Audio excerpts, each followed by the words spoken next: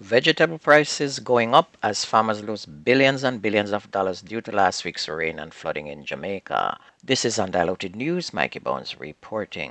The Jamaica Agricultural Society, the JAS, said that farmers likely suffered more than $1 billion in losses due to last week's heavy rain and is warning consumers to brace for higher prices for vegetables and other produce. JAS President Lenworth Fulton said that the island's farmers suffered significant damage to their farms and crops. Most of those vegetables would include cabbage, lettuce, pak choy, string beans, carrot, heavy losses with tomato, and Irish potato. It means that the prices, which were already high, will now move up a little bit for the Christmas season because there will be less to go around. Two men who were recently caught attempting to smuggle ganja out of Jamaica through Norman Manley International Airport have been further remanded until November 30. 36-year-old Glenroy Dwight Campbell, unemployed of Spanish Town, St. Catherine, and 22-year-old Garfield Owen Campbell of Harborview, Kingston, made their first appearance in the Kingston and St. Andrew Parish Court yesterday. The uncle and nephew were arrested during an anti-narcotics operation at the airport. According to the police, narcotics detectives conducted an operation in the car park at the cargo village of Norman Manley International Airport and searched a brown Honda CRV with both men aboard. More than 167 pounds of ganja concealed among ground provisions and money totaling 200,000 Jamaicans were also seized, and both men were then taken into police custody. A man is in custody in connection with the fatal shooting of another man and the wounding of his ex-girlfriend in Sandy Bay, Clarendon on Sunday night. The deceased has been identified as 31-year-old Hanan Jackson, a transport inspector of New Green in Manchester. His 20-year-old ex-girlfriend is also in serious condition in hospital. It's reported that sometime after 8 o'clock, the couple parked at the intersection of the Sandy Bay Main Road at Rose Hall Road to purchase jerk chicken. Two men then stopped behind the vehicle, one in a Toyota motor car. The suspect allegedly alighted the Axio motor car with a handgun and fired several shots hitting Jackson and the woman.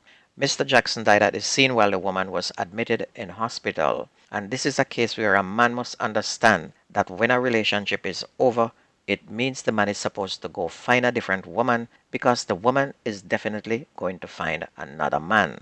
And man needs to understand and move on. So here it is now, this man kill another man because the woman leave him.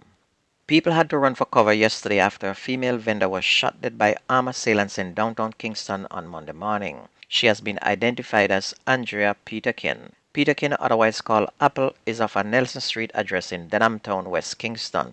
Reports are that Peterkin was seated on a chair in a shopping area in the vicinity of Pink Lane in West Kingston when she was shot in the face by armed assailants on a motorcycle, firing shots wildly, sending people running in different directions.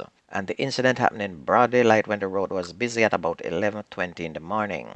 Another woman was reportedly also shot and injured. The gunmen made good their escape.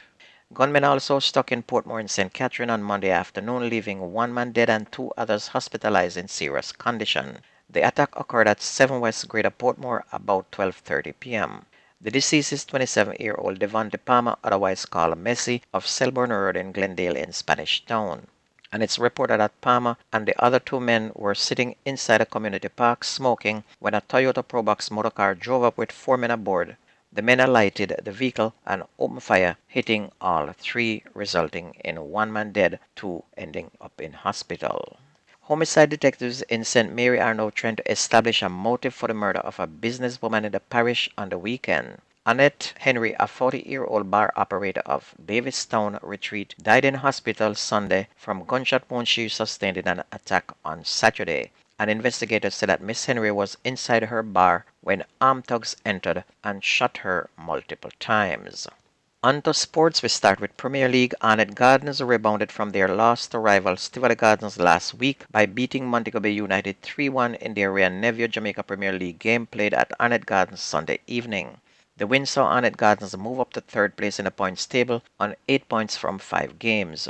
Shai Summit earned an early brace to give Arnett Gardens some space, converting a penalty in the 11th minute before adding a second goal in the 19th minute.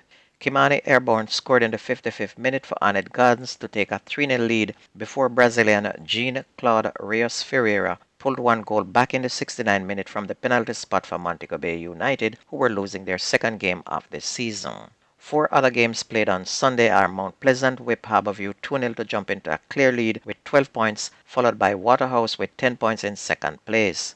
Portmore beat Mullines United 2-0 as well to move into fourth place with 9 points, while Treasure Beach and Dunby Hotel played to a 0-0 draw, and a newcomer Limehall Academy held Cavalier to a 1-1 draw. And last night we had Tivoli Gardens put on a dominant display as they trashed Humber Lions 4-1 to move into third place on 9 points.